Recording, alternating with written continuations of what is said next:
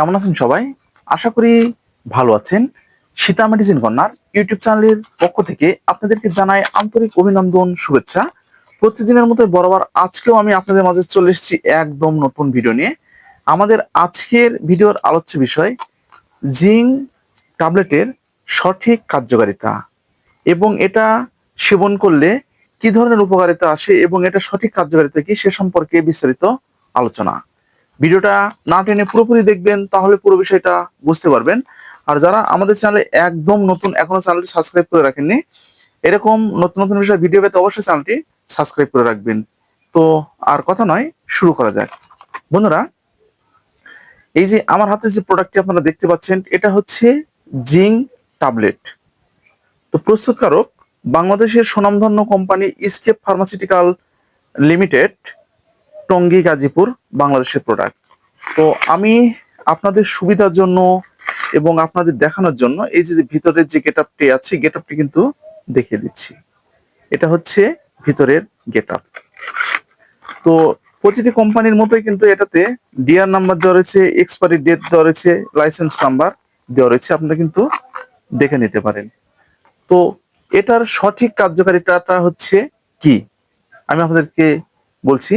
তো এক কথায় বলতে গেলে জিঙ্কের ঘাটতিজনিত চিকিৎসা এটা ব্যবহার করা হয়ে থাকে। এছাড়াও এটা পেপটিক আলসারের ক্ষেত্রে ব্যবহার করা হয়ে থাকে, বাত ব্যথার ক্ষেত্রে ব্যবহার করা হয়ে থাকে।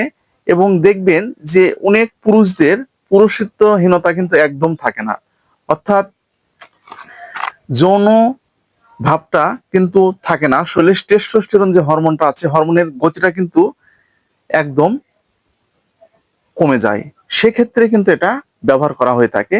এছাড়াও এটা ডায়রিয়া বা পাতলা পায়খানা জনিত সমস্যা সমাধানের ক্ষেত্রে কিন্তু এটা ব্যবহার করা হয়ে থাকে।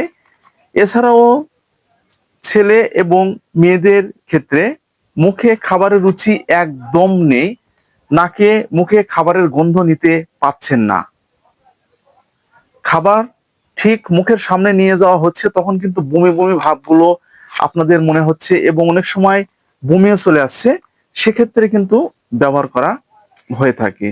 এবং পেট পরিষ্কারের ক্ষেত্রে এটা ব্যবহার করা হয়ে থাকে। এবং অনেকের ক্ষেত্রে দেখবেন যারা বয়স্ক, তো তাদের দেখবেন যে বাতজনিত সমস্যাটা দিন যাচ্ছে দিন একদম বেড়েই যাচ্ছে। অনেক ব্যথানাশক ট্যাবলেট গুলো সেবন করার পরেও কিন্তু একদম ভালো হচ্ছে না, সেক্ষেত্রে এটি আপনারা ব্যবহার করা হয়ে থাকে। এটা হচ্ছে এই জিঙ্ক ট্যাবলেটের কার্যকারিতা। তো এটা সেবনের নিয়মটা হচ্ছে কি, তো আমরা কিন্তু কার্যকারিতা সম্পর্কে জানলাম। তো এটা সেবনের নিয়মটা হচ্ছে কি বন্ধুরা, এটা সেবনের নিয়ম হচ্ছে একটি করে ট্যাবলেট প্রাপ্তবয়স্কদের জন্য দিনে 2 থেকে 3 বার। আর শিশুদের ক্ষেত্রে সিরাপ রয়েছে। এছাড়াও এই জিঙ্কের আর একটা অসাধারণ কাজ রয়েছে, যেমন দেখবেন অনেকে দিন যাচ্ছে দিন একদম ছোট হয়ে যাচ্ছে এবং একদম বৃদ্ধি হচ্ছে না, সেক্ষেত্রে কিন্তু এটা আপনারা ব্যবহার করতে পারবেন। তো এটা প্রাপ্তবয়স্কদের জন্য এই ট্যাবলেটটি দিনে 2 থেকে 3 বার অথবা চিকিৎসকের পরামর্শ অনুযায়ী কিন্তু এটা আপনাদেরকে ব্যবহার করতে হবে। আর এটার ডোজ ঠিক চিকিৎসকরা ডায়রিয়ার ক্ষেত্রে কিন্তু 3 থেকে 5 দিন দিয়ে থাকে এবং আরো অন্যান্য সমস্যার জন্য 2 মাসও হতে পারে, 1 মাসও হতে পারে, আবার 3 মাসও হতে পারে। এই জন্য আপনাদেরকে অবশ্যই চিকিৎসকের পরামর্শ নিতে হবে। চিকিৎসকের পরামর্শ অনুযায়ী কিন্তু এই জিঙ্ক ট্যাবলেটটা আপনাদের ব্যবহার করতে হবে। তো বন্ধুরা, আজকে ঠিক এই পর্যন্তই। ভিডিওটা যদি আপনাদের উপকারে আসে তাহলে বেশি বেশি করে শেয়ার করবেন। আর কি ধরনের ভিডিও আমাদের কাছ থেকে আশা করছেন অবশ্যই কমেন্টের মাধ্যমে জানাবেন।